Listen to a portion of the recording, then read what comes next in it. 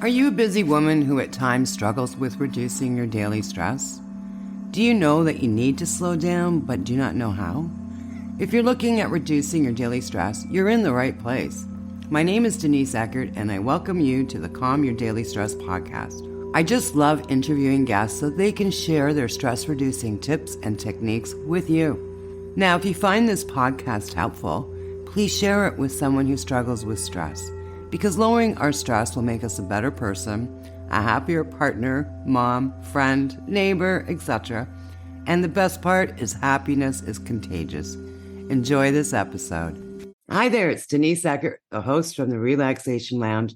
And I love coming on here with different guests to help you lower the stress in your life. Because when we live in stress, it causes all sorts of issues in our lives, whether it be health issues, relationship issues, etc. And today I have an amazing woman. Her name is Kang Head, and she's a 3-time cancer survivor turned cancer coach.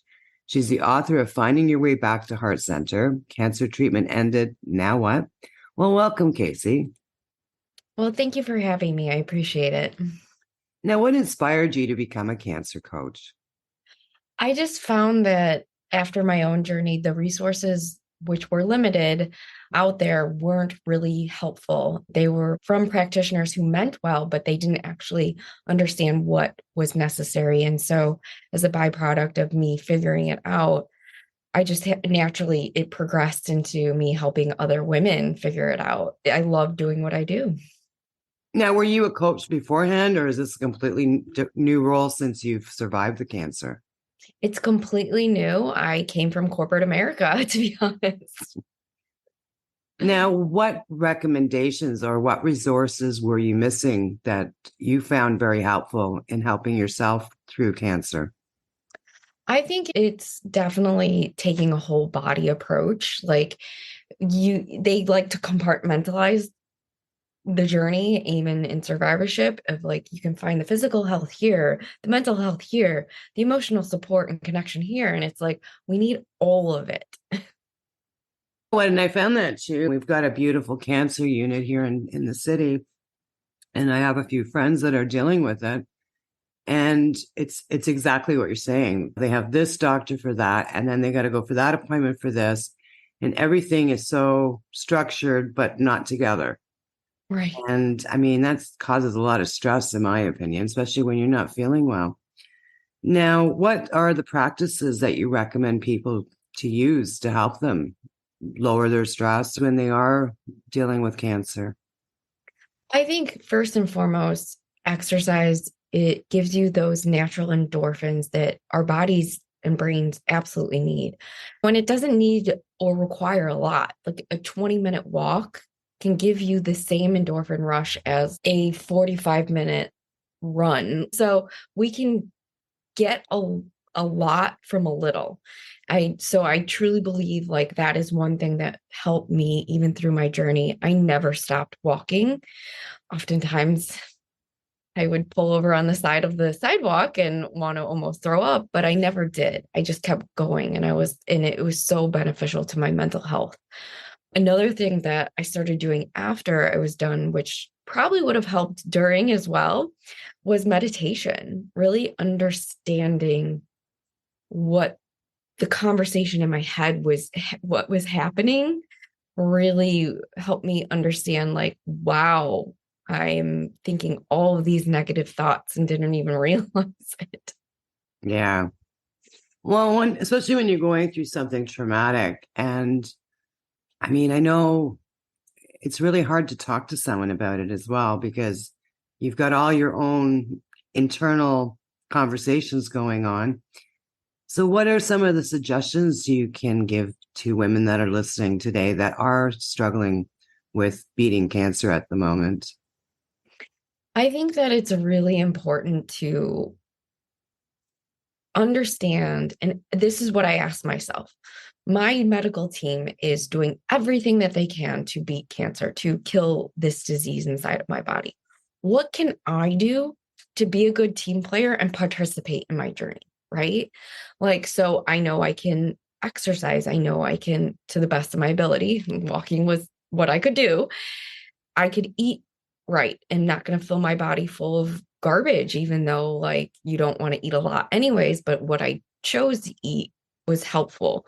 I made sure I gave myself time to sleep. I made sure like I really tried to do what I could do mentally, physically, emotionally to help the process instead of just like, even though there were times where I definitely wanted to stay in bed all day and pull the covers over my head, I got up every day. I took care of myself the best I could. I showered, even if that was the win of like, I got up, I showered, I put on clean clothes, and I'm just not sitting in bed all day. That was the win. And that's all it needs to be. But like sitting in bed mentally, physically, emotionally is not going to help you succeed in this journey. So basically, what you're saying is even if it's a little step, get up and do it, right?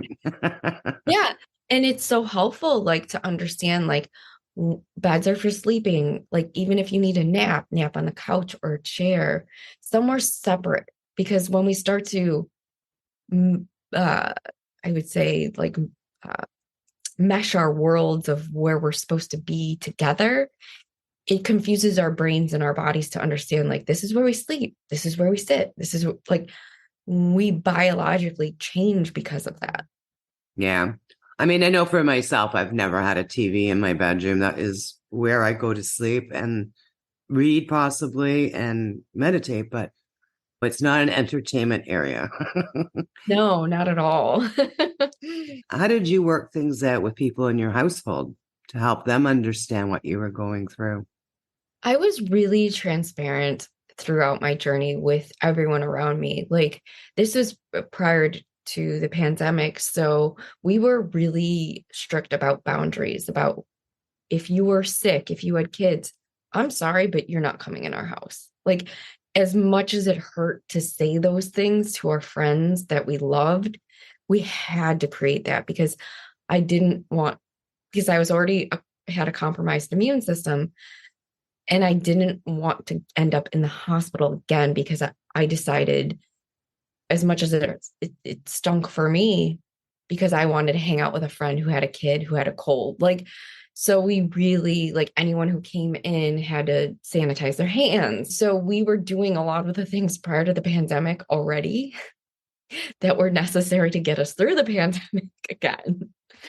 But it was having those really honest conversations that are sometimes really hard, and saying like, you know, we wind it down now at 7 o'clock. Like, Yeah. we can't participate in everything. And when we do participate or say yes to things, like understanding like, I'm not going to be fully healthy, so I might have to last minute cancel. And you have to understand and be compassionate towards that. And how did you feel doing that though? Like a lot of times when we do that, we feel that guilt. I mean, it's sometimes it's difficult to just to renege on a promise that you made. How did you get through that? Yeah, I honestly, I felt like I was missing out a lot. I did. I felt guilty for always having to sometimes cancel or times than not. And what I started to do midway through my journey, which was over the course of 5 years, was I just started telling people, I'm going to commit to this, but know that I might have to cancel last minute. And the minute I was clear and set that boundary and that expectation around what they can and cannot expect from me, it helps everyone, because then it's like not, you finally talk about the elephant that's in the room. Yeah. And I love that you're setting the expectation as well. Like, if I'm having a bad day, sorry, but I'm going to take care of myself first, right? Which is very important to everybody, really. Right.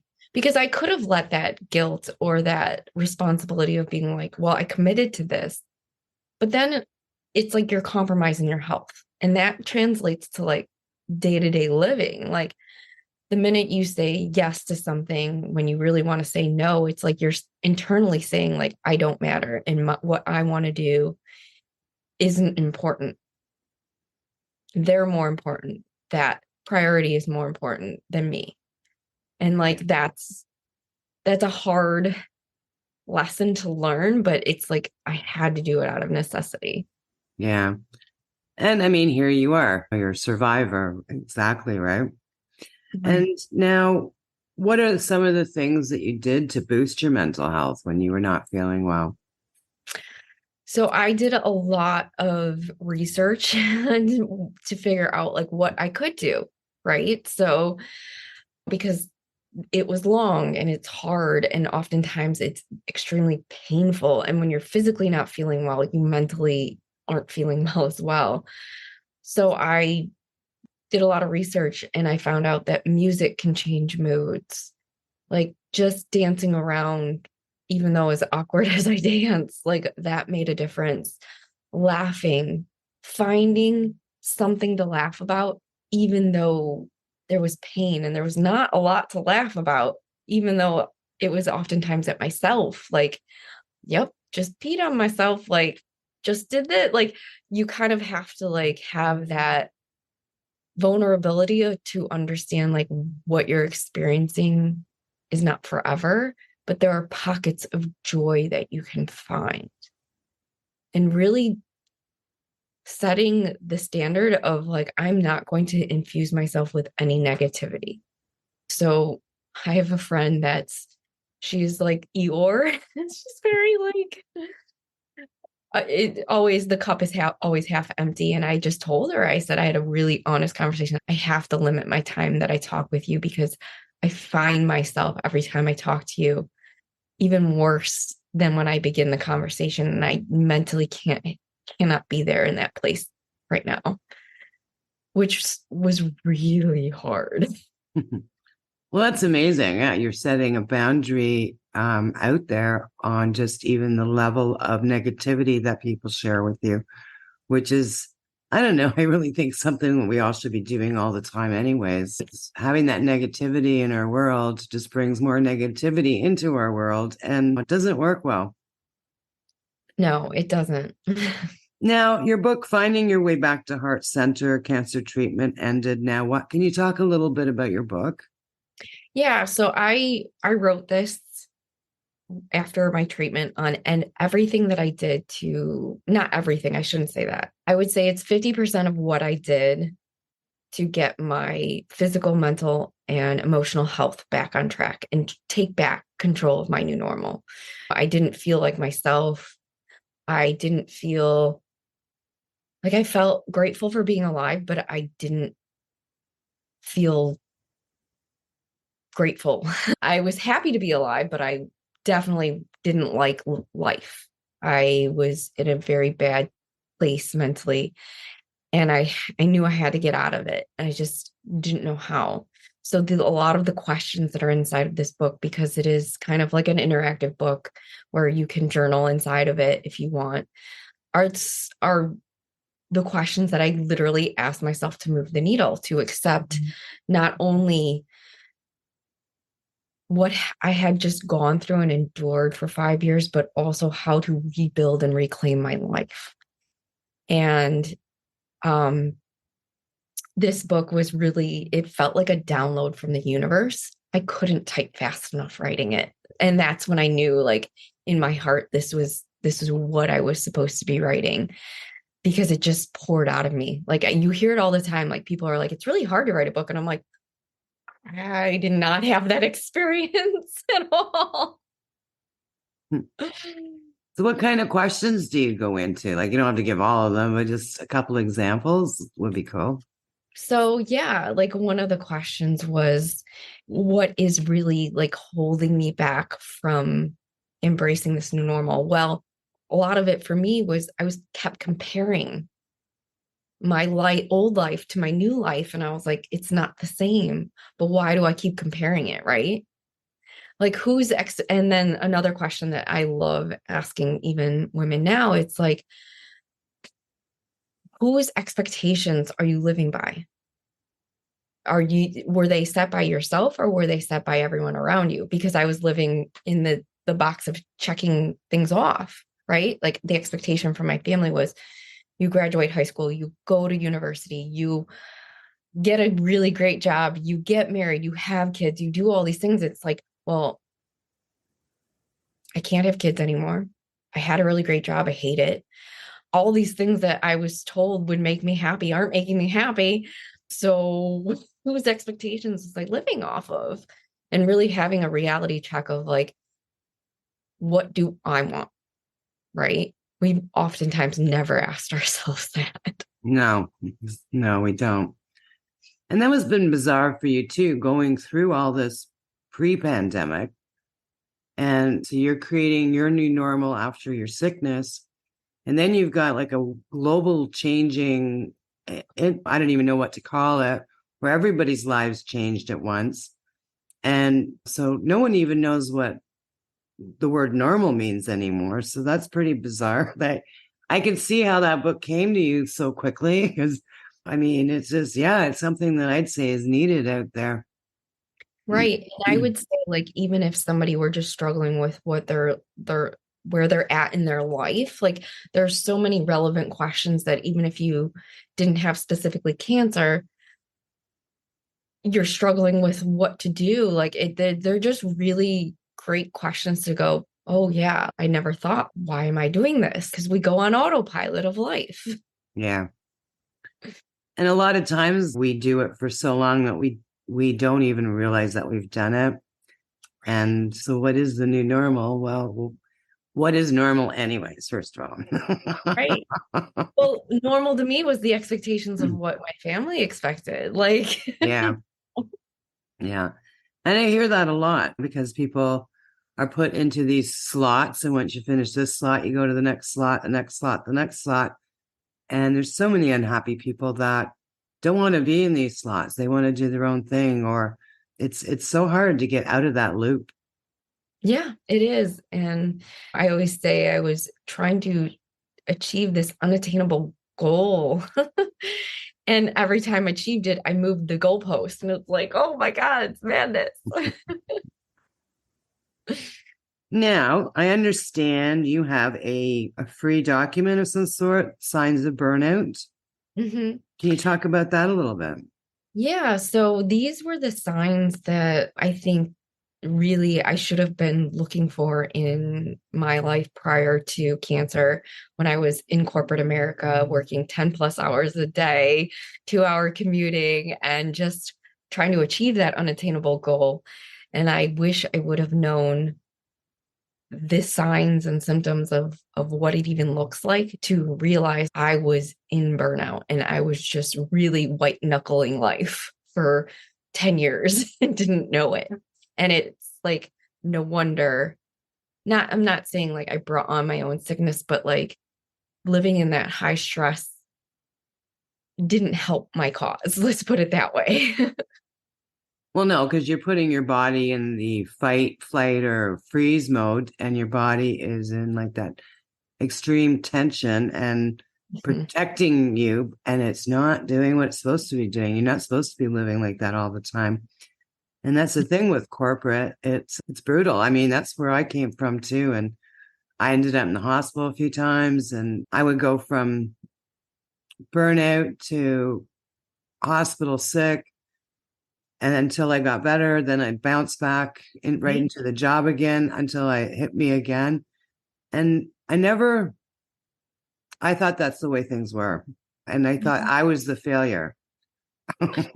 Right? Like something was inherently wrong with you, but there's nothing wrong with you. It's like we keep going because that's what we see around us too. And it's oh my gosh, it's only I mean, and chronic stress leads to chronic illness and disease. No wonder people are just when the pandemic hit, could not handle life as and didn't have the coping mechanisms that I think, which is why I think I did so well during the pandemic, because I had dealt with a lot of these questions that people were now figuring out, oh, wow, I don't actually enjoy my life. Yeah, exactly. There was a lot of people that changed jobs and divorces. And actually, it was weird too. For a while there was people moving. A Mhm. lot of people moved out of province here. to a different lifestyle completely. Right? People are figuring out like this isn't actually where I want to be, even. And this is not important. Having the fancy car and the fancy house, I'd rather not. If that's the hours I need to work and if that's the position I need to hold to pay for this, it's not what I want. Right. And I think that reality hit everyone. And I just had had gotten there a lot sooner than everyone else. Well, yeah, you were sort of the pre. Mhm. So I will have the link. I do have the link for the signs of burnout. That's an amazing thing because people don't realize how serious burnout is. And I know when I started this podcast, one of the first things I did was I interviewed probably about 10 women that experienced burnout. And they ended up with the strangest diseases. Like seriously, like one woman had kidney liver failure and it just came out of nowhere. Another woman was paralyzed and there was no rhyme or reason for this. And it was because they were under such severe stress. Their body broke down and their body broke down in such strange ways. Like it was amazing, some of the stories. So that's great that you're offering that to people. Right. I mean, Denise, I seriously went to work the morning I was diagnosed, thinking I was going to go back to work after my lunch doctor's appointment. Oh, wow. Like that's genuine. And the first thought when they told me the news was, but what about work? Like, well, like my priorities weren't even on, hey, maybe you should think about like what's going on in your body. Yeah. Yeah, it's amazing what we gave up for the corporate. But just, and honest to God, like right now, we've been replaced. Yeah. There's someone else doing my old job, right? I was just a cog in a wheel and it's fine. Yeah. Okay, so yes, I'm going to be putting Casey's information anywhere and everywhere you watch or listen to her. So Casey, we're going to be wrapping this up. So what are some words of wisdom that you can give our audience today if anybody is going through something similar that what you went through? Never lose hope and to wake up every day and say, how can I participate? Having just a positive mental attitude about what you can do, it truly, because there is so much that you can do to help yourself that even knowing like, hey, I'm going to get up today and get out of bed and shower and change clothes, that in and of itself can absolutely change how you think and feel every single day. Wow. And yeah, that's great. So if anybody wants to reach out to Casey, I'll be putting her links everywhere you're watching or seeing this. So thank you so much, Casey. That's such amazing information. And I'm so happy that your struggles are not finished, but your struggles are behind you and that you've turned around and making this a positive note and you're helping others in the world that are going through something similar. That's just so amazing. Thank you so much. I appreciate it. And I appreciate being here with you. Thank you. So leaving you a gentle reminder to slow down and enjoy life. And I'll see you in the next episode. Cool. Thank you for listening to the Calm Your Daily Stress podcast. Have you ever wondered what your stress personality is? Are you a self-care goddess or a burnout queen? Well, you can find out by taking my free quiz. You just need to go to www.stressquiz.info to find out where you rank. Sending you love and peace, and I'll see you in the next episode.